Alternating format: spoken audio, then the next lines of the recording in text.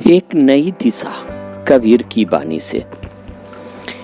कोई भी क्रिया आपके हाथ में होती है, प्रतिक्रिया आपके द्वारा इकट्ठा हुई संस्कार आदत के रूप में होती है। उसी संस्कार के अनुसार आप प्रतिक्रिया करते हैं जो आपकी बनी हुई होती है। कोई भी क्रिया बार बार करने से आपकी वह आदत बन जाती है और फिर यह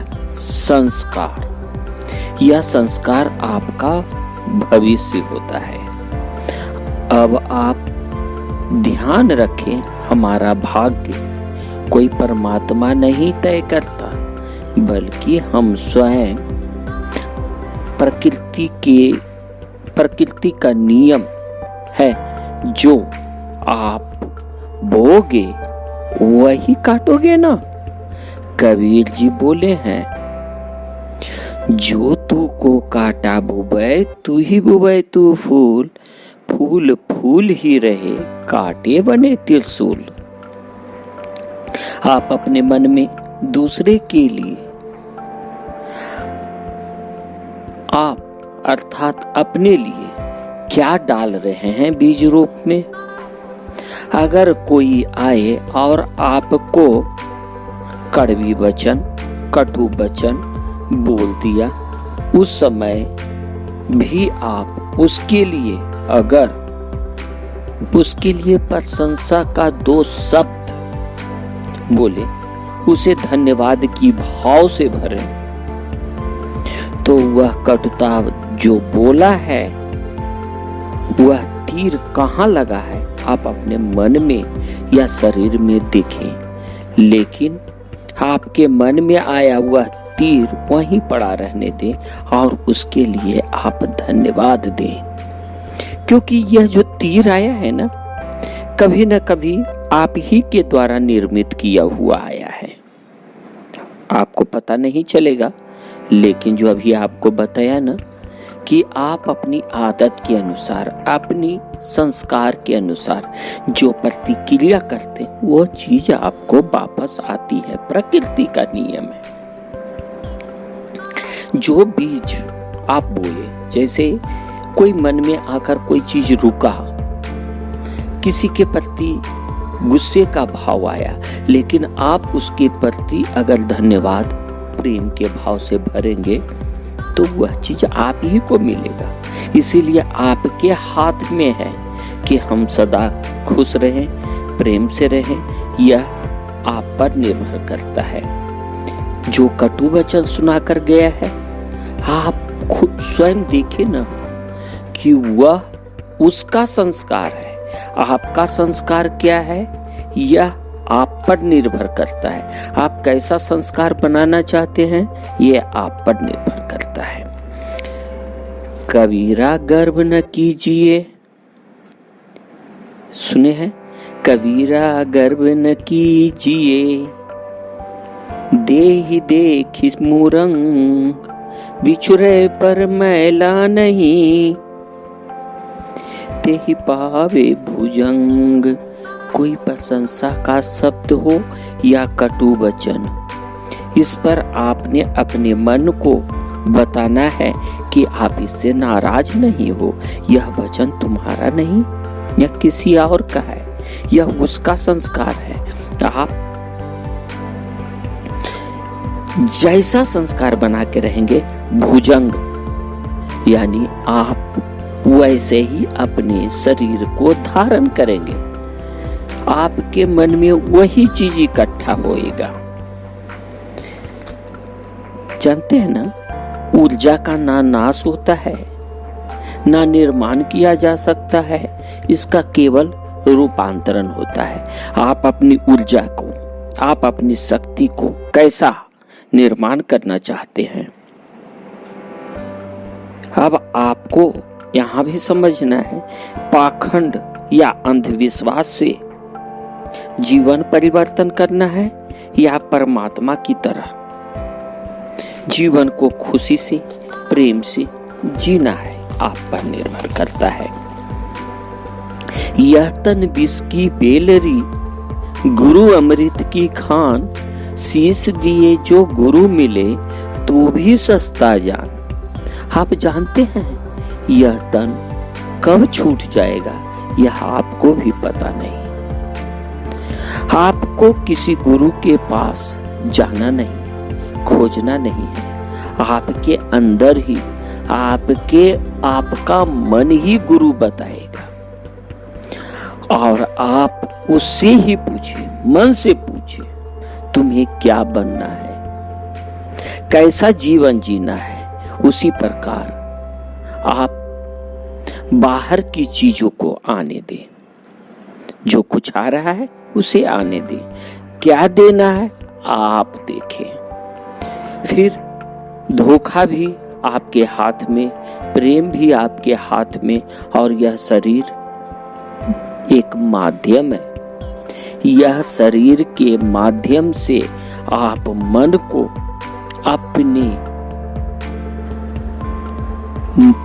अपने हाथ में रख सकते हैं।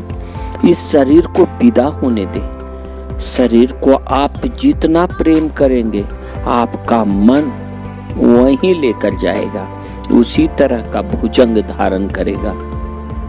कहे हैं, पोथी पढ़ी पढ़ी जग मुआ, पंडित भया न कोई, 2.5 अक्षर प्रेम का, पढ़े सो पंडित होय। यहाँ पर लोगों ने कहा है 2.5 अक्षर प्रेम का, यानी प्रेम करो, दूसरों से प्रेम करो। यहाँ 2.5 अक्षर का मतलब ही नहीं समझे।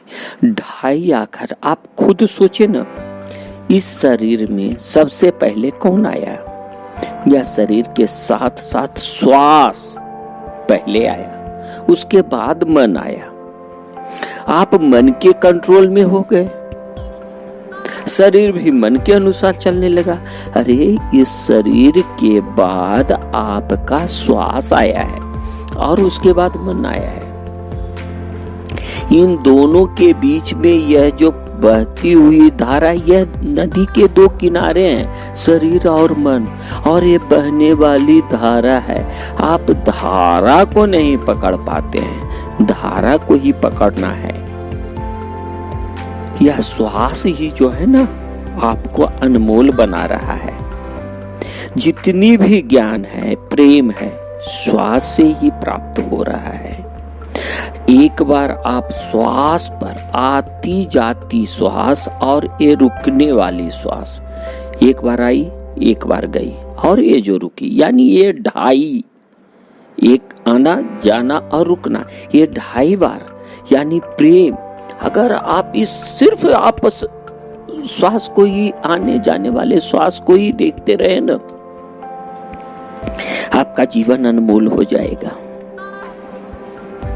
आपका जीवन, कबीर जी बोले भी हैं कि 2.5 अक्षर प्रेम, अर्थात आने जाने वाली श्वास और रुकने वाली श्वास। इस पर आप ध्यान देंगे तो आप स्वयं ही पंडित हो जाएंगे। आप जितने भी बाहर का ज्ञान ढूंढने लगते हैं, पोथी पढ़ लेते हैं, बड़े बड़े ग्रंथ पढ़ने लगते हैं, बाहर की ज्ञान लेने लगते हैं, आप सोचिए यह मन की क्रिया है। मन तो बाद में आया ना, तो जो पहले आया उसकी प्राथमिकता तो आप दे नहीं रहे हो। बाहर चल दिए ढूंढने के लिए, तो बाहर गया तो बाहर की ही चीज पकड़ोगे ना। जैसे कहे हैं कि साचे गुरु के पक्ष में मन को दे ठहराओ, चंचल से निश्चल भया, नहीं आवे नहीं जाए। यह श्वास ही है जो आपको आपके मन को विश्राम कराता है, सच्चा ज्ञान बताता है, चंचलता को निश्चल बनाता है, विश्राम कराता है।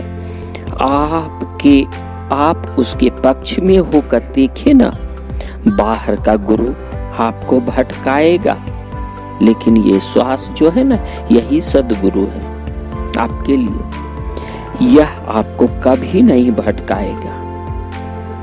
और अपने साथ श्वास के प्रति आप सचेत सिर्फ हो जाए, यह आपको कभी नहीं भटकाएगा और एक सच्चा मार्गदर्शन कराएगा। मन ही दिया निज सब दिया, मन के संग शरीर, अब देने को क्या रहा, यो कथ कही कबीर। यहाँ पर कबीर जी बता रहे हैं कि अगर सदगुरु के सामने मन को अर्पण कर दिया तो तन तो स्वयं अपना ही अर्पण हो गया ना, क्योंकि मन और तन एक दूसरे से ही तो जुड़े हैं। तन और मन के बीच यह जो श्वास है वही सदगुरु है, इसलिए इस मन को भटकने ना दे और इस श्वास के प्रति सावधान हो जाए। कबीर नाव तो झांझरी भरी बिराने भार, केवट सो परचे नहीं क्यों कर उतरे पार। यह शरीर तो जर्जर नैया है जिस पर मानव ने सांसारिक विकारों, लोभ, मोह, ईर्ष्या, द्वेष, अहंकार से लाद रखा है। एक तो शरीर जर्जर है, पता नहीं कब डूब जाएगा और आप इतने सारे बोझ ढो रहे हैं। अरे कोई भी कहा है कि कहीं की भी यात्रा करो, अपने सर से बोझ को तो कम करो, नहीं तो ये जो आप ढोकर ले जा रहे हैं ना, ये आपको ही ढोबा देगा, आपको ही लेकर के चल जाएगा। आप सोचते हैं यह मेरा उपहार है, कोई उपहार नहीं, आप स्वयं ही एक उपहार हो इस प्रकृति के लिए। सद्गुरु के पास जाने तो तभी तो विकारों को छोड़ पाएंगे। इस तरह भव सागर को पार करना है तो कोई बोझ नहीं चाहिए, हल्के फुल्के होकर भव सागर पार करें। भव यानी भाव, यानी विचार, यानी मन। एक दिन ऐसा आएगा सब सो परे बिछो, राजा रंक राव फकीर सावध क्यों नहीं हो। एक दिन ऐसा आएगा कि सब से बिछोड़ना पड़ेगा, सब से बिछोड़ना पड़ेगा। राजा हो, रंक हो, फकीर हो, सब मृत्यु को प्राप्त होगा। जब सब बिछोड़ना है तो क्यों नहीं अपने जीवन को सफल बना ले। आया है सो जाएगा, हम क्यों नहीं जान लें और इस जीवन के प्रति सावधान हो जाए। कहे ना कि आया है सो जाएगा। राजा रंक फकीर, एक सिंहासन चढ़ी चले एक बंधे जंजीर। यानी आप अगर श्वास के प्रति आप सावधान हो जाते हैं ना, निश्चित पार लगेगा। माटी कहे कुम्हार से तो क्या रोंदे मोय, एक दिन ऐसा आएगा मैं रोंदूंगी तो। यह जो भी आप अपने पास विकार को पनपने दे रहे हो, घरोंदा बना रहे हो, यही एक दिन ऐसा आएगा कि आप मृत्यु को आपके विनाश का कारण बनेगा। अर्थात आप जैसा भी बना रहे हो फिर वही आप पर राज करेगा। ये नहीं सोचे कि हम लोभ को जन्म दे रहे हैं फिर यही आप पर राज करने वाला है, फिर ये जल्दी जाता नहीं है, लगता है। कबीरा सीप समुद्र की रटे प्यास प्यास, और बूंदी को नाग है स्वाति बूंद की आस। यही स्वाति की बूंद सीप के मुंह में जाने पर मोती बनाता है, सर्प के मुंह में जाकर वह जहर बनाता है और कदली को अमृत बनाता है। पानी में रहकर भी सीप प्यासा रह जाता है, लेकिन वही स्वाति बूंद की आशा रहती है उसे। पानी वही होता है, लेकिन आपको किस भाव में रखते हैं। पानी वही है, लेकिन देखे ना, कोई जहर बना दिया, कोई मोती बना दिया और कोई अमृत बना दिया। यह आप पर निर्भर करता है। पानी सब वही पीते हैं, आप पानी को किस भाव से पीते हैं, यह आप पर निर्भर करता है। भाव ही यानी आपका जो विचार है वही आपको कहीं और का कहीं और पहुंचाएगा। कबीरा मन ही गयंद है, अंकुश दे दे राखी, विष की बेली परी हरे, अमृत को फल चाखी। कबीरा जी कहते हैं कि यह मन, इसे बस में करने के लिए मन को समझना है, उसे बहुत ही होशियारी से, चालाकी से उसे बस में करना होता है। इसे बलपूर्वक आप बस में नहीं कर सकते। इसे चलाने के लिए अंकुश का इस्तेमाल किया जाता है। अंकुश यानी आपकी श्वास। ये हमेशा ध्यान रखें, ये पूरा जितना भी ग्रंथ आप पढ़ ले, यदि आप अपने श्वास को गुरु नहीं बनाए तो सदगुरु की आप खोज तलाश नहीं कर सकते हैं। कितना भी करके भी देख लीजिए, कितना भी मोटी मोटी ग्रंथ पढ़ लीजिए, इससे कोई पंडित नहीं होएगा। अब पंडित ये नहीं समझो कि जो ग्रंथ को रट लिया उसे पंडित कहते हैं। पंडित यानी भगवान, जो आगे पीछे ऊपर नीचे सब जानता है। कबीरा यह जग कुछ नहीं, खीन खरा खीन मीठ, कल जो बैठे मांड पे, आज भसाने ढीठ।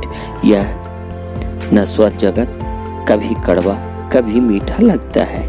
आप नश्वरता को पकड़ेंगे, यह छूट दी जाती है।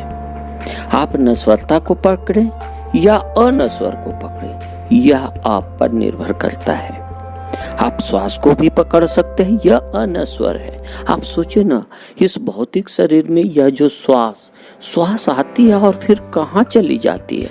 आप अपने आप से ही इस पूरे यूनिवर्स को समझ सकते हैं। कबीर जी के वाणी के द्वारा मैं आपको कुछ आगे बताने के लिए कोशिश कर रहा हूँ। आप इसे समझें और आगे आप अपने इस यात्रा में बने रहेंगे साथ, तो आपको और भी कुछ मिलेगा। धन्यवाद।